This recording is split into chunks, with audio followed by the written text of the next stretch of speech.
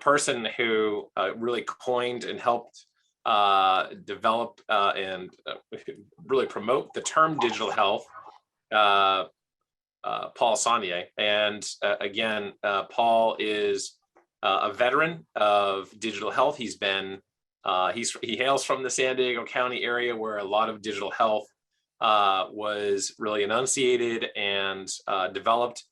And he is an author, speaker, and a thought leader about digital health. And his book, The Fourth Wave, is the personalized signed giveaway of today's HITLAB Symposium. Paul, welcome back to the program. Hi, Stan. Great to be with you. I was just chuckling at one of the comments from Gail, I think, saying I was the godfather of digital health. There you go.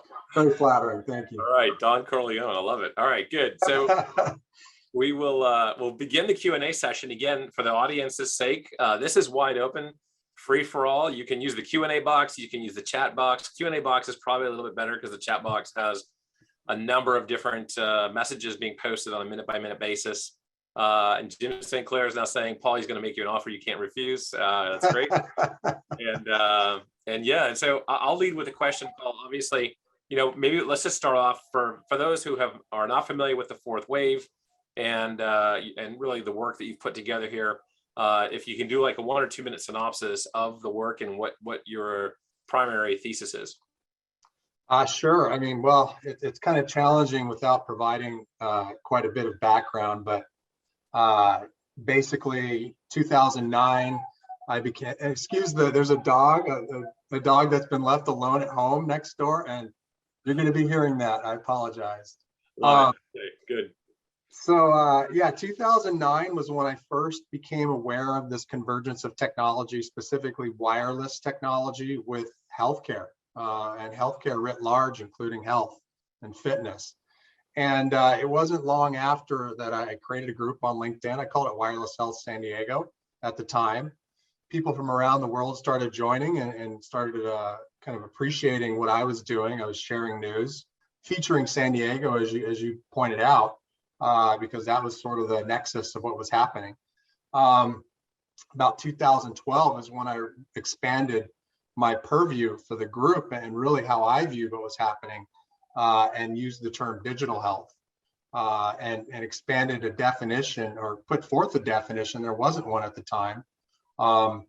And I basically defined it as the convergence of the digital and genomic revolutions with health, healthcare, living, and society. So a very big umbrella, or big tent, if you will, for what digital health is.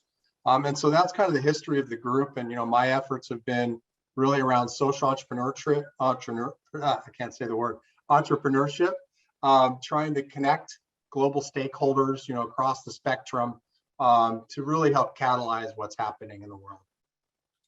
That's fantastic. And the fourth wave, again, just a synopsis of it and what your thesis is in the book. Sure. So this is why that definition is so critical. Because it is so broad, I started thinking about what I was saying. I was preparing to give a keynote to Metadata, an organization, of course, that's part of HITLAB, a sponsor. And I revisited this definition. I said, well, if it's so broad, is there something bigger at stake here? And lo and behold, a gentleman named Alvin Toffler had written a book in 1980, and actually it was an international bestseller called The Third Wave, in which he posited that the digital revolution, and actually really any kind of technological revolutions that change society, are really just waves of change. And so the third wave was the digital revolution changing society. The second wave was the first and second industrial revolutions. And the first wave was the agricultural revolution about 10,000 years ago. And so I looked at that. I said, well, am I talking about the third wave? And because I had added this genomics component to the definition, our DNA is, of course, a digital molecule. It's ACGT. We can convert that into binary digital code, computer code, hence genomic sequencing. And so I looked at what he wrote, and he was mainly focused on the digital revolution, computers. But he did say that once we started understanding our biology to a greater degree and combine that with the digital revolution, that would be the fourth wave. Hence the fourth wave digital health, or synonymous. Big tent, as I mentioned. So I do parse out digital health into different categories, which we see, telehealth was discussed a lot here in this event and most events. Virtual care, of course, is the same thing.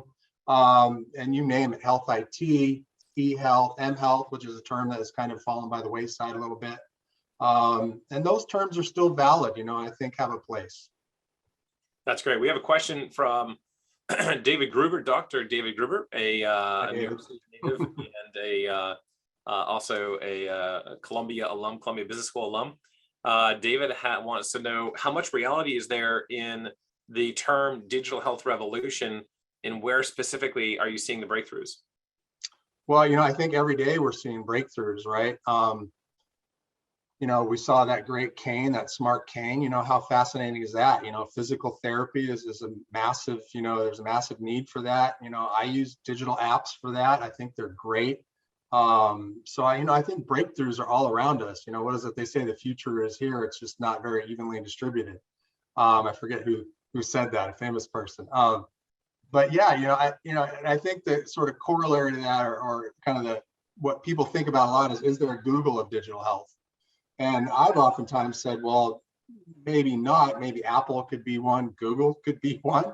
But you look at companies like Illumina on the genomic side, they're a digital company. They create, computers to sequence DNA, and they're a multi-billion-dollar corporation. So, it depends on how you ask that question as to what you mean by breakthroughs. But definitely, I think we see new ones every day, and there's been thousands, if not tens of thousands, of breakthroughs. That's great. Yeah, I think one of the things to think about too is the definition of digital health. A lot of people have different definitions depending on which stakeholder, whether it's the FDA, the WHO, certainly the original definition. And Paul, how would you define digital health? Yeah, so I do have this broad definition, the convergence of the digital and genomic revolutions, with not just healthcare, but health, living society, and why society, right? Why do we even think about that? Well, digital impacts our lives both positively and negatively. So social media, it can have greatly negative impacts on people's mental health, as we're seeing, teens in particular, self-image. So if we were to put that aside and say that doesn't count or qualify as digital health, I think we'd be missing the bigger picture as to this fourth wave, this revolution that's happening. So it behooves us to look at all sides of this equation. So that is why I do have this larger definition. And sometimes I come back to, I think HIMSS they put out a blog post, I think, for a definition at one point, and they looked at it more on the healthcare side, which, I think is fantastic. I think when you're looking at it as a stakeholder and in your world, that can be very helpful. It can also be limiting if you're looking at it from a business perspective or an organizational perspective when you're trying to help patients or people. If you're just looking at healthcare, when we think about social determinants of health, that's not all about patients, right? That's about consumers. That's about people outside the healthcare system. That's about, food, access to quality food, transportation. And so you can think about that in terms of digital health as well. When we look at, health apps or even non-health apps, social media, right? We see, health information being shared on social media all the time. So that's why I do have this bigger picture perspective on digital health. There's a question here as well from Robert Gergley about digital health and digital medicine. What's the difference between those two terms? Yeah, so exactly as I touched on, digital health is the bigger umbrella.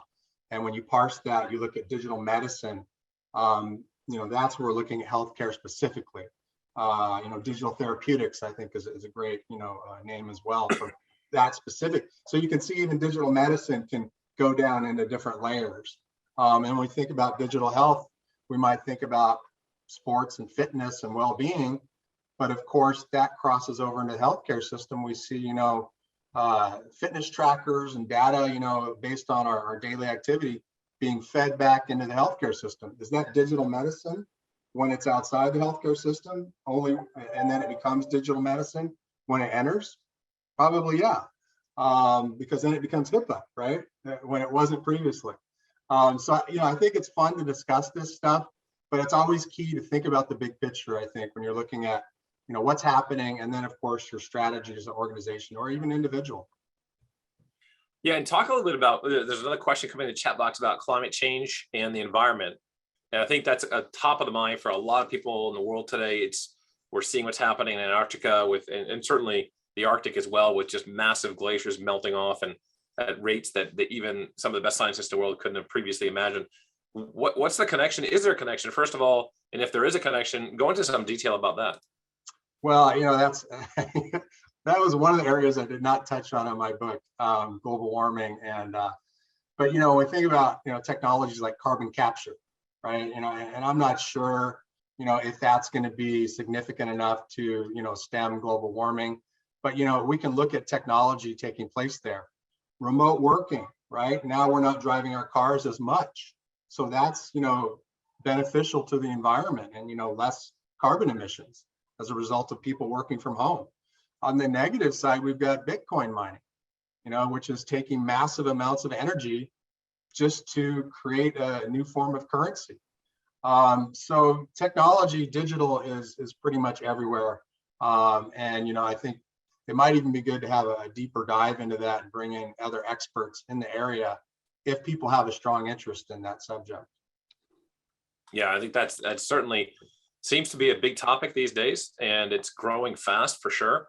There's a question coming in here from John Shu about digital health and IoT, and wanting to know a little bit more about where's the growth rate in IoT and digital health. And we've been hearing about it for 20 years. Walmart talked about having every single package, not just the pallets and not just the crates, but every single individual unit being embedded with RFID back in 2004.